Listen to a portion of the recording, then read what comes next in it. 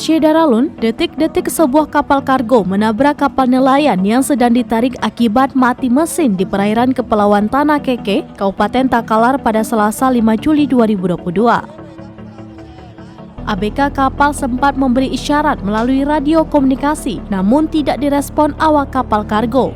Kejadian ini mengakibatkan kapal nelayan Cahaya Bintang rusak parah dan tenggelam setelah ditabrak oleh kapal kargo. Mulanya kapal Cahaya Bintang yang memuat ikan sekitar 10 boks tersebut ditarik oleh 2 buah kapal.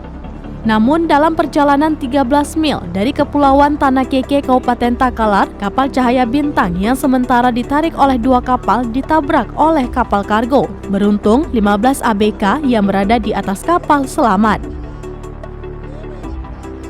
Hingga berita ini diturunkan, belum ada keterangan dari kapal kargo yang telah menabrak kapal nelayan asal Kabupaten Takalar ini.